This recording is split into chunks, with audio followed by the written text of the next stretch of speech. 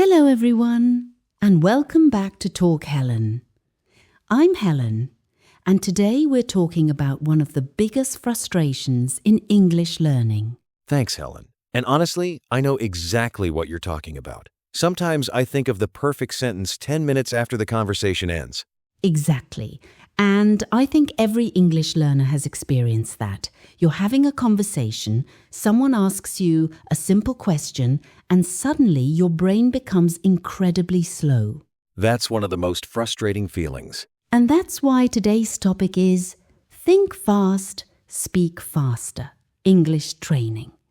Most learners don't actually need more English. They need faster access to the English they already know.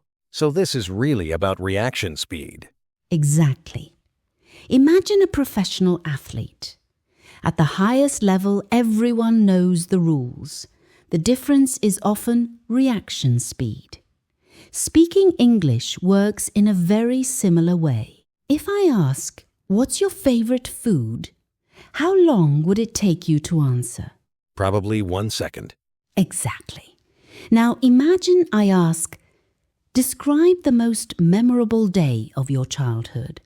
Suddenly, it takes longer because your brain has more work to do. That's exactly what happens during English conversations. Native speakers don't usually build sentences word by word. They use patterns, chunks, ready-made phrases like "I think," "honestly," "to be fair," "as far as I know." So the goal is making more English automatic. Exactly. Speed comes from familiarity, not intelligence. Those patterns save time, and time creates confidence. Have you ever noticed that you can understand English much faster than you can speak it? Definitely. Most learners can. Because understanding is recognition. Speaking is production.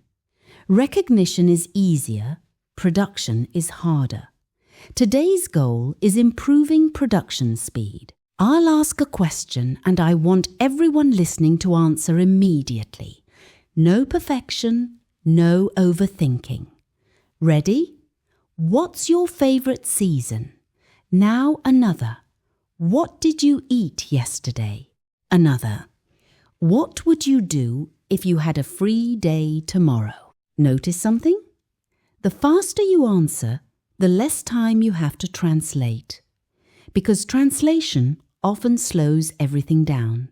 Many learners still follow this process.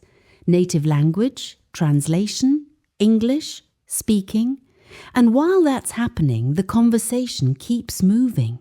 That's why fast thinking exercises are so valuable. Fear consumes mental energy.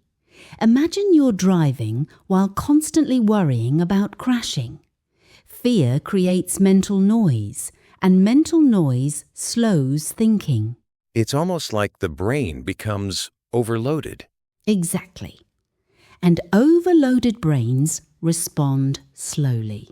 Stop trying to create perfect answers. Create fast answers.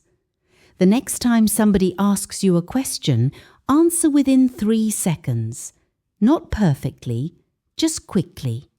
Train your brain to trust itself. Thinking fast doesn't mean speaking fast.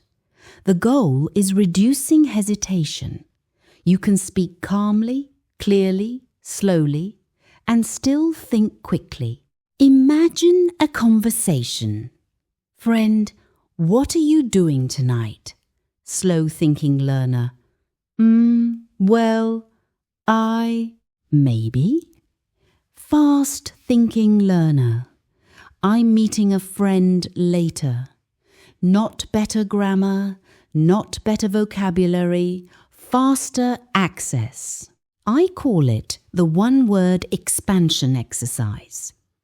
Pick any word: coffee, travel, music, food, weather, movies, and talk about it for 30 seconds. This forces your brain to generate language quickly.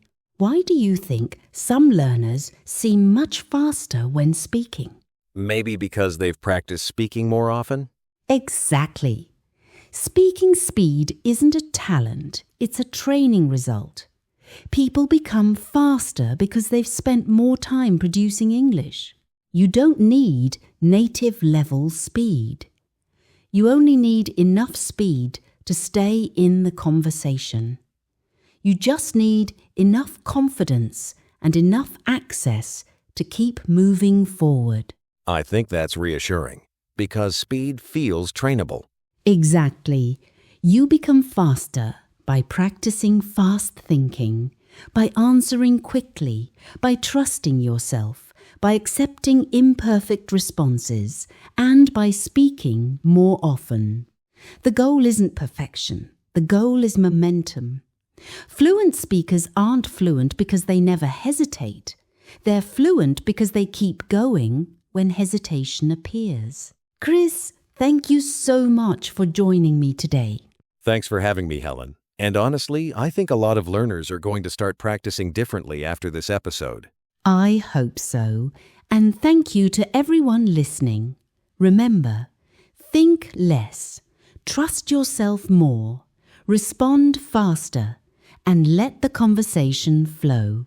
Because the faster you learn to access the English you already know, the faster your confidence